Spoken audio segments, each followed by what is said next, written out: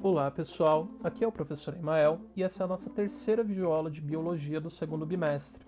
Na aula de hoje, galera, a gente vai dar sequência ao conteúdo que a gente veio estudando na semana passada sobre reino protista, só que o tema da aula de hoje é protozooses. Protozoose, galera, nada mais é do que doença causada por protozoário. Na semana passada, a gente viu que o reino protista ele podia ser composto por dois grupos de seres vivos, algas e protozoários. Para a aula de hoje, as algas não vão ser tão importantes e a gente vai focar mais nos protozoários. Só para a gente relembrar, galera, protozoário é o nome que a gente dá para os organismos unicelulares, que têm apenas uma única célula.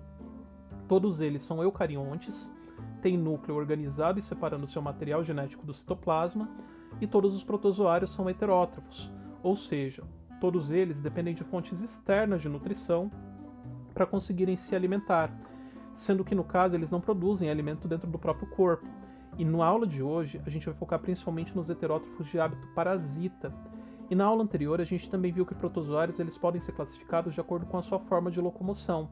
Se ele tem um flagelo para se locomover nadando, ele é chamado de flagelado. Se ele tem vários cílios ao redor da sua membrana, ele é chamado de ciliado. Se ele não tem nenhum tipo de estrutura, não tem forma definida e emite vários pseudópodes, a gente fala que ele é um sarcodíneo. E se ele não tiver nenhuma estrutura de locomoção, ele é um esporozoário.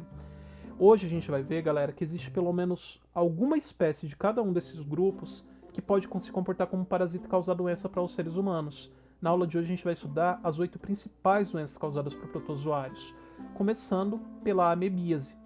A amebíase, como o próprio nome dela já diz, galera, ela é uma doença que ela é causada por uma ameba parasita.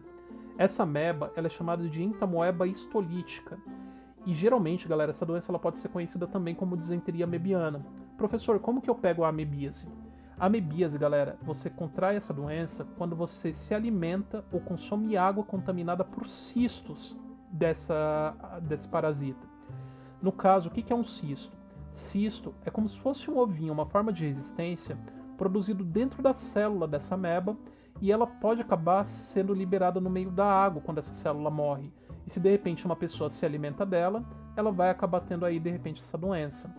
Geralmente, galera, você tem como fonte principal de transmissão de amebíase alimentos que não são bem higienizados e que não são bem preparados. E eventualmente eles podem estar contaminados com esses cistos. Uma vez que a pessoa consome ou a água ou o alimento contaminado com esse cisto, todo esse material vai passar pelo tubo digestório da pessoa até chegar no meio do intestino grosso. Chegando no intestino grosso, esse cisto vai se abrir e de dentro dele vão começar a sair amebas. E essas amebas que vão ser liberadas no meio do intestino grosso podem começar a se reproduzir e começar a colonizar a parede do intestino grosso. Principal sintoma de uma pessoa que está com amebíase. Como é por aqui que passa o bolo alimentar e é aqui que tem a absorção de água, o principal sintoma que vai aparecer é uma cólica muito forte, uma dor abdominal, seguida de um quadro de diarreia, porque basicamente quem vai estar absorvendo os nutrientes e a água são as amebas, e o restante do material vai acabar passando sem ser absorvido e eventualmente as fezes vão acabar saindo líquidas. Em casos mais graves, galera, a amebíase ela pode ser tão complicada que a pessoa pode começar a ter evacuação de muco e de sangue. Muco nada mais é do que a substância que faz a lubrificação das paredes internas do intestino. E sangue porque essa ameba pode causar microlesões que levam a sangramento também nessa região. Como a pessoa perde muito nutriente, perde muita água, ela vai ter perda de peso e ela também pode ter cansaço. Professor, mas eu ainda não consegui relacionar. Como que essa ameba vai parar no meio da nossa comida? Lembra que eu falei que ela contamina o intestino grosso? Quando essa pessoa tem diarreia, ela pode liberar cistos do parasita no meio do seu bolo fecal. E se de repente essa água com esse material fecal não for bem tratada, não passar para o saneamento básico e for utilizada para irrigar de repente alguma alimentação ou a pessoa beber essa água contaminada, o cisto vai seguir pela alimentação, tudo vai se repetir e a doença continua seu ciclo. Percebam que ela é uma doença que está muito relacionada com falta de hábitos de saneamento. A gente também tem a balantidiose, que é uma doença bem parecida com a amebíase, só que ao invés de ser causada por uma ameba, ela é causada por um protozoário ciliado chamado de Balantidio coli. O Balantidio coli, galera, também pode passar por água e por alimento contaminado através de cistos que estão contaminando essa alimentação. Também contamina a região do intestino grosso, também vai causar uma dor abdominal e uma cólica muito forte junto com diarreia, só que a diferença é que também podem aparecer quadros de náusea e de vômito, assim como também podem aparecer febre. E nos casos graves, você pode ter esse protozoário colonizando a região do intestino e alguns órgãos internos, levando a hemorragias dentro do abdômen. Curiosidade dessa doença, galera, é que além dos vegetais e legumes, o balantídeo também pode acabar passando por carne mal cozida e mal preparada, principalmente carne de porco e carne de boi mal preparadas e mal cozidas. Nesse caso, os cistos que estão no meio da carne que não morreram por aquecimento ou pelo cozimento ideal vão acabar vindo pela alimentação também e acabar causando essa doença.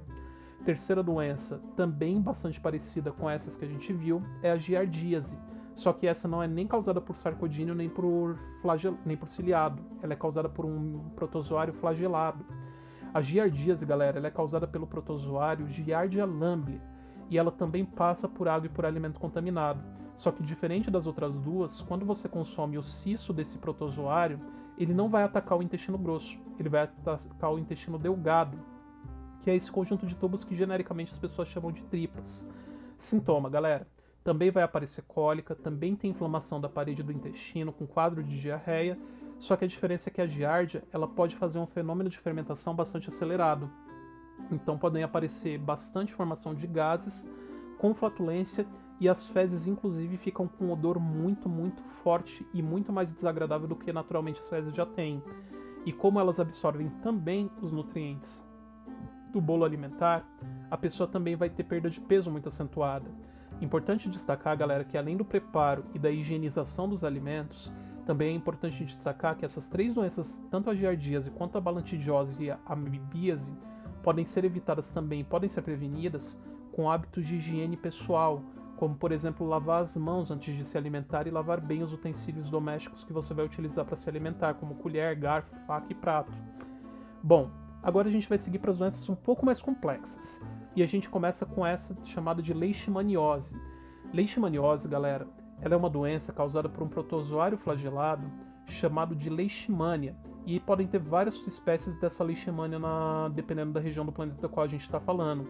Aqui no Brasil, esse protozoário ele é transmitido para o nosso corpo pela picada dos mosquitos flebótomos, também chamados cientificamente de lutzomia. Os insetos flebótomos, galera, quando picam a gente, através da sua saliva, podem injetar esse parasita no meio da sua circulação sanguínea. E esse protozoário, quando ele entra dentro do seu corpo, ele vai causar uma doença que também é conhecida como úlcera de Bauru ou Calazar. Por quê? O principal sintoma dela é o aparecimento de várias feridas e várias úlceras pela pele da pessoa. Eu sei que as imagens são um pouquinho fortes, mas elas são exatamente assim que acontece. A gente pode ter três tipos de leishmania, galera, dependendo do avançar dessa doença. Ou ela pode se manter na pele e ela vai ser uma leishmaniose cutânea, pode atacar a região de tecido muscular e tecido ósseo, formando o que a gente chama de leishmaniose tegumentar, ou visceral, quando você tem a formação dessas ulcerações em órgãos viscerais e órgãos internos. E nesse caso, essas lesões viscerais podem atacar o baço, o fígado, os rins, ou até mesmo alguns outros órgãos internos de tecido mole. Se de repente essas lesões começarem a acontecer em tecido muscular, você tem perda de massa muscular e até mesmo um aparecimento de fraqueza. Curiosidade, galera, é que essa doença ela é bastante comum no interior do Brasil e não é uma doença que ela é restrita apenas a seres humanos. Animais domésticos, como é o caso de cachorros, também podem ter o aparecimento dessas feridas. E se calha de um mosquito picar de repente o cachorro que está com essa doença e pica um ser humano, ele pode passar esse parasita do cachorro para o ser humano. Outra doença que a gente vai estudar na aula de hoje, e que é uma doença bastante conhecida, é a doença de Chagas. Provavelmente vocês já ouviram falar dessa doença. A doença de Chagas é uma doença causada pelo parasita, que no caso é o protozoário, Trypanosoma cruzi, que é um flagelado. O Trypanosoma cruzi, galera, ele não chega no nosso corpo de qualquer forma. A principal via de contágio da doença de Chagas é a picada dos insetos que a gente conhece como barbeiro. O barbeiro ele é um mosquito com um tamanho bem grande. Essa imagem está fazendo realmente jus a ele. Geralmente na idade adulta eles podem alcançar 3 centímetros de tamanho. Esse barbeiro, galera, ele tem esse nome porque ele tem o hábito de atacar principalmente a região da face da pessoa no momento que ela está dormindo. E geralmente ele carrega uma série desses protozoários no meio do seu intestino. Quando ele pica uma pessoa, ele começa a absorver sangue e absorve tanto o alimento que ele começa a fazer cocô pela outra extremidade do corpo dele. e no meio das fezes desse mosquito você tem vários desses protozoários. Depois que ele pica a pessoa, eventualmente, como ele ataca principalmente no período da noite, a pessoa pode começar a coçar e empurrar esse bolo fecal junto com os parasitas para dentro da ferida. Se isso acontecer, ele cai na corrente sanguínea e está instalada a doença de Chagas. Essa doença, galera, ela é uma doença que ela é muito associada a condições de vida insalubres e condições de vida precária. Por quê? Esse mosquito ele gosta de viver principalmente nas fendas de casas de sapê ou casas de barro, porque ele consegue ficar camuflado ali sem ninguém perceber. E aí a pessoa entra para dormir de noite, fecha a porta e aí ele vai atacar a região da face e todo esse ciclo vai acontecer. A doença de Chagas, galera, ela é uma doença que ela é bastante grave porque ela é uma doença que ela passa despercebida na maioria das vezes. No máximo aparece de imediato uma febre, uma mancha vermelha espalhada pelo corpo, o olho ficar um pouquinho inchado, mas isso é ignorado. O problema é que essa doença, como ela é ignorada e ela passa muito tempo silenciosa, às vezes a pessoa não percebe que ela contraiu a doença de Chagas. E depois de 5, 10 anos começam a aparecer os sintomas mais graves, que é o aumento do tamanho do fígado e do baço, e em casos mais graves, lá para 20, 25, 30 anos, começa a acontecer a hipertrofia do miocárdio. O que isso significa? Os protozoários aqui começam a atacar o músculo cardíaco e a pessoa basicamente começa a virar uma cardiopata, ela tem uma doença de origem no coração. O músculo cardíaco fica tão danificado, mas tão fragilizado, que a parede dele vai começar a ficar inchada pelo ataque desses protozoários e eventualmente a pessoa pode ter uma parada cardíaca ou mesmo o músculo sofrer algumas lesões, rasgar e a pessoa ter uma hemorragia. Além da doença de Chagas, a gente também tem a tricomoníase. E essa daqui, galera, é uma doença que alguns de vocês já devem ter ouvido falar. Por quê? Ela é uma doença considerada como IST, uma infecção sexualmente transmissível. Tricomoníase, galera, é causada por um protozoário chamado de Tricomona vaginalis. E esse protozoário é um protozoário flagelado. Professor, como que eu pego esse protozoário? Além do contato sexual, como a gente falou, é bastante comum que esses protozoários também passem pelo compartilhamento de roupas íntimas. Cueca, calcinha, galera, é de uso pessoal e intransferível, e a lavagem deles também tem que ser separada e individualizada de acordo com o que cada pessoa usa. Por quê? Se esse protozoário passar de uma roupa para outra, utilizando ele pode acabar contaminando vários indivíduos. E também é comum de você ter contágio de tricomoníase utilizando sanitários que não foram bem contaminados, principalmente sanitários públicos. Professor, mas o que eu sinto quando eu tenho tricomoníase? Apesar do nome do agente causador, galera, ser Tricomonas vaginalis, ele não é uma doença exclusiva do sistema reprodutor feminino, ela também pode atingir o sistema reprodutor masculino. O principal sintoma, no caso da mulher, é que quando ele começa a atacar o aparelho reprodutor feminino, ele coloniza toda a parede do canal vaginal e às vezes até o comecinho do colo do útero, e ele começa a fazer uma reação de inflamação nessa região. Começa a ficar irritado, começa a ter coceira e eventualmente, se ele passar para a uretra, a pessoa começa a ter até ardência para conseguir urinar. No caso do homem, também vai ter a colonização, mas da região só da uretra do pênis. E aí também vai ter ardência urinária e ele também pode passar isso para o contato sexual. A principal característica, galera, é porque geralmente pessoas que têm tricomoníase começam a apresentar um odor muito forte e muito característico, que é algo parecido com algo podre da região genital. E aí a gente lembra da aula anterior, que a gente comentou também sobre doenças bacterianas há algum tempo atrás, que quando a gente fala de doença sexualmente transmissível, a melhor forma de prevenção é o uso de preservativo. Chegando nas últimas doenças, a gente tem a toxoplasmose, que é uma doença causada por um protozoário esporozoário chamado de Toxoplasma gondii. O Toxoplasma gondii, ele é um protozoário que ele passa para dentro do nosso corpo através da ingestão de cistos, que são aquelas formas de resistências, e geralmente esse tipo de protozoário e seus cistos são encontrados em fezes de animais, inclusive animais domésticos, como é o caso dos cães e dos gatos. Provavelmente vocês já devem ter ouvido falar que mulheres grávidas não devem ter contato com gatos, só que não é apenas com gato, galera. Cachorro também é uma ameaça. Por quê? Esses animais, quando eles estão contaminados, como eles têm o hábito de se lamber, depois que eles vão fazer as suas necessidades fisiológicas, naturalmente eles podem se lamber e eventualmente restos do seu bolo fecal ficam presos no meio do pelo. E às vezes, só da pessoa de repente ter um contato mais próximo com esse animal, ou até mesmo por uma questão de falta de higiene, ela pode acabar ingerindo sem querer esses esporozoários e acabar contraindo essa doença. O risco, galera, é que essa doença, na maioria das vezes, ela é assintomática e não causa nenhuma complicação.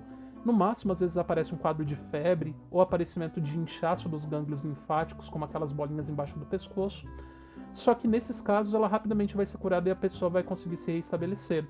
O problema é que em pessoas que estão debilitadas imunologicamente, esses esporozoários eles podem começar a causar lesões na região da retina do olho dela. E isso pode levar ao aparecimento de casos de cegueira. E no caso das mulheres gestantes, o esporozoário ele pode começar a atacar o feto que está se desenvolvendo e o embrião que está aqui dentro do útero materno. E nesses casos, galera, você pode ter a formação meio que prejudicada, tanto da retina e a criança acabar nascendo cega, quanto inclusive ter o surgimento de problemas neurológicos por causa da má formação. Professor, o senhor está dizendo então que mulheres grávidas têm que jogar os seus animais de estimação para fora de casa e abandonar eles? Não, galera, não estou dizendo isso. O único cuidado que gestantes têm que ter é que elas não podem ter um contato tão próximo. Mas se ela tiver contato, se ela tiver um hábito de higiene bem asseado, se ela tomar cuidado e manter essa distância só por uma questão assim de cuidado, não precisa jogar o animal fora, dá para conviver numa boa. A curiosidade, galera, dessa doença é que boa parte da população brasileira já teve e não percebeu. Se provavelmente você já teve contato com animais desde que você era pequeno, você já deve ter tido isso. 93% da população brasileira já teve toxoplasmose.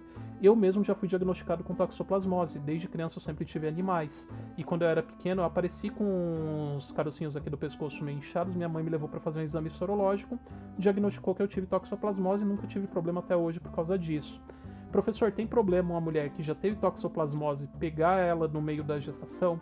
Geralmente mulheres que já tiveram toxoplasmose quando elas eram mais novas, durante a gestação não correm nenhum risco, porque o sistema imunitário dela consegue combater mesmo que ela tenha contato. E por último, a gente tem a malária. Malária, galera, ela é uma doença também muito grave, causada por um protozoário e esporozoário, chamado de Plasmodium vivax. Aqui nessa foto a gente tem uma imagem de sangue de uma pessoa contaminada. O que chama atenção aqui, galera? Existem várias células sanguíneas e algumas células sanguíneas alteradas. Como que você pega a malária, professor? Bom, malária, galera, você pega pela picada também de um mosquito chamado de mosquito anófeles. Esse mosquito ele é bastante característico de regiões tropicais. Quando ele pica uma pessoa, ele vai injetar esse protozoário vai cair no sangue e vai entrar e se esconder dentro de uma célula sanguínea no seu glóbulo vermelho. E aí é que vem o risco. Por quê, galera? Malária, ela tem como principal sintoma o aparecimento de ciclos febris que podem demorar em média 3 dias. Isso acontece porque o protozoário entra dentro do glóbulo vermelho, começa a se reproduzir em grande quantidade e isso demora 3 dias. Passou 3 dias, todos os novos esporozoários que contaminaram estouram essas células e começam a contaminar outras células adjacentes. Só que você tem uma liberação tão rápida e tão grande de parasitas que você tem um pico de reação inflamatória no meio do seu corpo. E é isso que vai causar um quadro de elevação febril. Geralmente, galera, a malária é grave porque o pico febril pode chegar a uma temperatura tão alta que pode acabar levando pessoas a óbito. Pessoas em estado febril podem ter calafrios, tremedeira, confusão mental, dores generalizadas pelo seu corpo. E o problema dessa doença é que ela pode ser permanente. Por mais que você tome medicamentos e faça tratamento, existe o risco do parasita ter a formação de hipnozoítos, que são vários protozoários que ficam escondidos principalmente em células do fígado, de forma camuflada e forma dormente. Então, se você tomar medicamento, fizer tratamento, você pode até matar os que estão sendo liberados, só que aquele dormente fica escondido e fica oculto. Pode passar anos e você não teve uma manifestação de malária, e esse hipnozoíto, por alguma razão, ele pode despertar, começa a contaminar e novamente você pode ter ciclo febris. Ou seja, ela é uma doença que ela não tem cura. Já adianto, pessoal, que a maioria dessas doenças que a gente falou na aula de hoje são doenças que elas são consideradas como doenças negligenciadas. Por quê? A indústria farmacêutica, assim como os departamentos de saúde, não estão muito preocupados com essas doenças, porque elas atingem principalmente populações pobres e populações vulneráveis. E infelizmente elas são doenças que às vezes elas não têm uma cura bem estabelecida ou um tratamento muito bem recomendado. A malária, só para vocês terem uma ideia, uma das substâncias que é utilizada para combater ela é uma substância chamada de quinino, que é um extrato que é obtido a partir de uma planta brasileira e que é inclusive utilizado para a produção de água com gás, que é recomendável para pessoas que têm malária. E infelizmente essas doenças elas estão assolando boa parte dos países subdesenvolvidos por causa dessa falta de interesse do poder público em investir em quem mais precisa, que é a população pobre. Bom, galera, depois de tanta doença, eu sei que provavelmente vocês já estão ouvindo a musiquinha do meme do caixão tocando no ouvido de vocês. Agradeço a atenção, espero que tenham gostado da videoaula e até a próxima semana.